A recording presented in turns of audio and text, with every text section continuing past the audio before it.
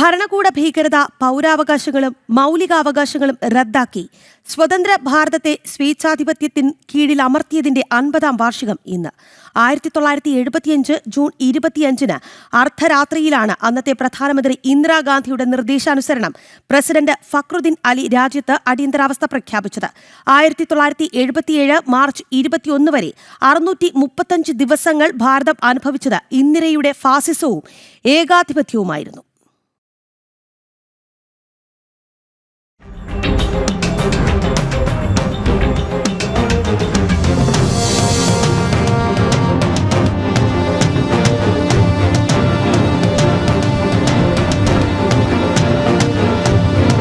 ഒരു രാജ്യമൊന്നാകെ തടവറയായി മാറുക, ആ രാജ്യത്തെ പൗരന്മാർ തടവുപുള്ളികളും. അങ്ങനെ ഒരു സാഹചര്യത്തെക്കുറിച്ച് ചിന്തിക്കാനാകുമോ? എന്നാൽ അങ്ങനെയൊന്ന് ഒരു രാജ്യത്ത് സംഭവിച്ചു. ആ രാജ്യത്തിൻ്റെ പേരാണ് ഭാരതം.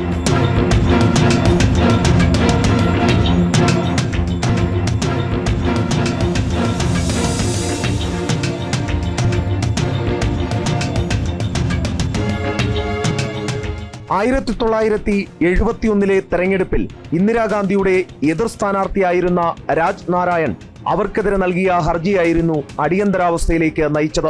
ഇന്ദിരാഗാന്ധി തെരഞ്ഞെടുപ്പ് നേട്ടത്തിനായി പദവി ദുരുപയോഗം ചെയ്തെന്ന ഹർജിയിൽ അലഹബാദ് ഹൈക്കോടതി 1975 ജൂൺ 12-ന് 6 വർഷത്തേക്ക് അവരെ ലോക്സഭയിൽ നിന്നും തെരഞ്ഞെടുക്കപ്പെട്ട എല്ലാ സ്ഥാനങ്ങളിൽ നിന്നും അയോഗ്യയാക്കി.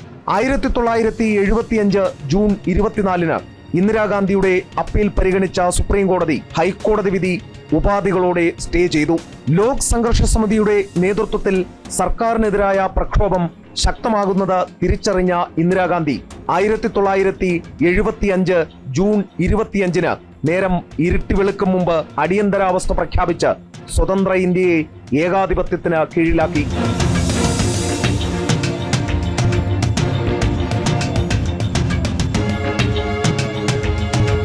കയ്യിൽ ഒരു ഭരണഘടനയുമായി ഇന്ത്യൻ ജനതയെ ജനാധിപത്യം പഠിപ്പിക്കാൻ ഇറങ്ങിത്തിരിച്ചവർ ഒരൽപ്പം പിന്നിലേക്ക് പോകണം.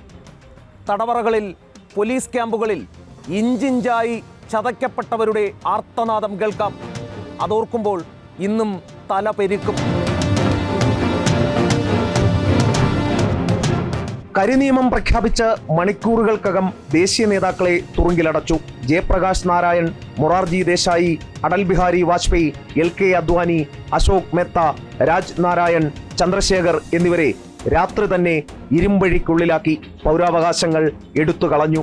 രാഷ്ട്രീയ സ്വയം സേവക് സംഘ് ഉൾപ്പെടെ 26 സംഘടനകളെ നിരോധിച്ചു. മിസ, DIR എന്നീ കരിനിയമങ്ങൾ നിരങ്കുശം പ്രയോഗിച്ചു. പത്രങ്ങൾക്ക് സെൻസർഷിപ്പ് ഏർപ്പെടുത്തി. ഭാരതം അങ്ങനെയൊരു ഫാസിസ്റ്റ് തടവറയായി. രാജ്യത്താകമാനം, വിശേഷിച്ച് കേരളത്തിൽ പോലീസ് മർദ്ദനം അതിൻ്റെ എല്ലാ പരിധികളും ലംഘിച്ച് പൈശാചിക താണ്ഡവം നടത്തി. സമരക്കാരെ നഗ്നരാക്കി നിലത്തിട്ട് ചവിട്ടി. സിഗരറ്റ് കൊണ്ട് മുഖം പൊള്ളിച്ചു, കറണ്ടടിപ്പിച്ചു, നഖങ്ങൾ പിഴുതെടുത്തു, നഖത്തിന്റെ ഇടയിൽ മുട്ടുസൂചി കയറ്റി, പിന്നെ സ്പെഷ്യൽ ഉരുട്ടലും. നിരവധി സമരഭടന്മാർ കൊല്ലപ്പെട്ടു. പലരും മർദ്ദനമേറ്റ് ജീവച്ഛവങ്ങളായി.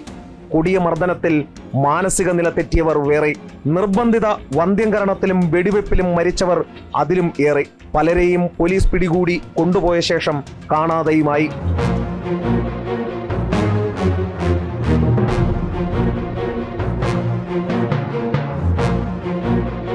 അടിയന്തരാവസ്ഥയിൽ മുഖ്യ പ്രതിപക്ഷമായ ഇടതുപക്ഷം നിശബ്ദരായിരുന്നപ്പോൾ RSSന്റെയും ജനസംഘത്തിന്റെയും നേതൃത്വത്തിലുള്ള ലോക സംഘർഷ സമിതിയായിരുന്നു സമരത്തിൽ മുന്നിട്ട് നിന്നത്. നക്സലൈറ്റുകളും സോഷ്യലിസ്റ്റുകളും ഒപ്പം ചേർന്നു.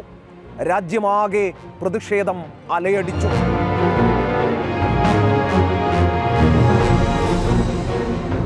ശക്തമായ പ്രക്ഷോഭങ്ങൾക്ക് മുന്നിൽ അടിപതറിയ ഇന്ദിര 1977 ജനുവരിയിൽ ലോക്സഭാ തെരഞ്ഞെടുപ്പ് പ്രഖ്യാപിച്ചു.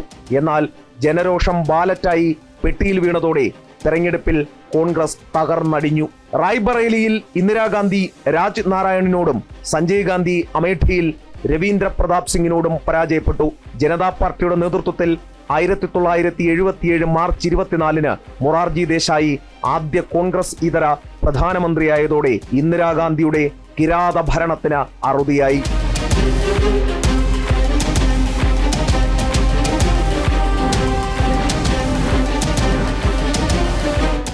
ഭരണകൂട ഭീകരതയുടെ 635 ദിനങ്ങൾ ഇരകൾക്കും ജനാധിപത്യ വിശ്വാസികൾക്കും ഇന്നും ഒരു ഉൾക്കിടിലത്തോടെ മാത്രമേ ഓർക്കാനാകൂ. ഇന്നും ആ തടവറകളിൽ ചോരയുടെ രൂക്ഷഗന്ധം തളം കെട്ടിക്കിടക്കുന്നുണ്ടാകാം. കാതോർത്താൽ ആ ആർത്തനാദം കേൾക്കാം. ക്യാമറമാൻ ഉണ്ണി കെ വാര്യർക്കൊപ്പം എസ് ശ്രീകാന്ത്, ജനം, ഡൽഹി.